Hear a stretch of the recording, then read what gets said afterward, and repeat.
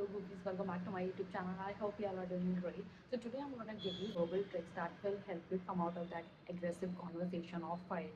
कभी कभी होता है ना हमारे साथ कि हम लड़ाई नहीं करना चाहते हैं या ऐसी कॉन्वर्सेशन नहीं करना चाहते हैं जो अग्रेसिवली टर्न आउट हो, बट कभी कभी लोग ऐसा घर से सोच के आते हैं कि आपसे ऐसी कॉन्वर्सेशन करनी है या फिर वहाँ पे ऐसे बातों बातों में कुछ ऐसा हो जाता है कि वो कॉन्वर्सेशन सिंपली कन्वर्ट हो जाती है, बट आपको समझ में नहीं आता कि उसको हैंडल कैसे करें या उस सिचुएशन से बाहर कैसे निकले, right? So today I am gonna tell you how to come out of those kind of situations. Yes, so without any further due let's start the video. First thing you have to understand before it's too late. Yes, conversation होती है ना तो आपको उसमें समझ में आना चाहिए कि अच्छा यहाँ से ये चीज़ ऐसे टर्न आउट हो रही है एग्रेसिव वे में या फिर फनी वे में. ये आपको कैसे समझ में आएगा? सामने वाले के टोन से या उसके वर्ड से. अगर उसकी टोन बहुत शार्प जा रही है, टॉन्टिंग वे में जा रही है, उसकी टोन बहुत नेगेटिव हो रही है, तो इट मीन्स ये एग्रेसिव कॉन्वर्सेशन में कन्वर्ट होने वाला है.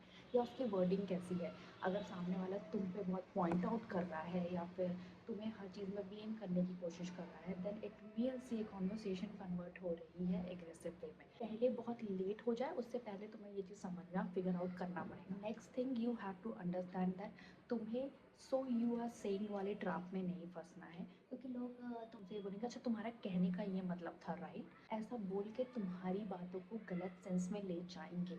तो हमें उस ट्रैप में नहीं फंसना है, क्योंकि कभी कभी कॉन्वर्सेशन ऐसी होती है तो तुम ये कहना चाहते हो, मतलब तुम्हारा कहने का ये मतलब है, ऐसे करके लोग एग्रेसिव कॉन्वर्सेशन करने की ट्राई करते हैं. तो ये चीज़ से भी बचे. अगर तुमसे कोई कह रहा है उस चीज़ में फंसो मत, उसका क्लियर करो, उसका तुम्हें आंसर करना है और तुम्हें इस वे में करना है कि नहीं, this is what I am trying to say. तुम्हें वहाँ क्लियर करना है कि तुम्हारा कहने का ये मतलब था, तुम ये नहीं कह रहे थे. And with a practical example, सामने वाला तुम्हें ऑब्वियसली ब्लेम करना शुरू करेगा इन वे में, बट तुमको उसको एग्जाम्पल के साथ समझाना है कि what you were trying to say. Okay, always add an example with it. Next thing is, if someone is trying to ऐसे झपट्टा मार रहा है लड़ाई के उसमें एंड एग्रेसिव हो रहा है या तुम्हें ब्लेम कर रहा है, तो another thing you have to understand that तुम्हारा posture बहुत क्लीन होना चाहिए उस टाइम पे. तुम जितना एग्रेसिव posture रखोगे या तुम ऐसे बैठोगे तो सामने वाला और एग्रेसिव वे में समझ जाएगा और तुमसे लड़ाई करने की कोशिश करेगा. तो you should always understand that your posture, your face, everything should be calm. It should look calm, क्योंकि अगर तुम जितना काम लगोगे सामने वाला उतना डम फील करेगा. Another thing, try to understand that सामने वाले को बेवकूफ़ फील नहीं कराना है या उसको डम फील नहीं कराना है, तुम्हें अपने आप को सही फील कराना है. जब तुम अपने आप को सही फील कराओगे तो सामने वाला खुद ऑटोमेटिकली डम फील करने लगेगा. तो तुम्हें उसे डम फील नहीं कराना है कि you are also making sense and that person is also making sense, but तुम्हारा कहने का ये मतलब है बट उसने गलत ले लिया. ओके, ऐसे फील कराना है, उसे डम नहीं फील कराना. And next you have to understand the emotional concern as well. तुम्हें ऐसे नहीं दिखाना है कि तुम एकदम प्रैक्टिकल बातें कर रहे हो, because we are living in this world and everyone has emotion. तो तुम्हें डम फील कराते समय ऐसा नहीं दिखाना है कि सामने वाले को अगर तुमने इतना डम फील करा दिया प्रैक्टिकल बातें बोल के.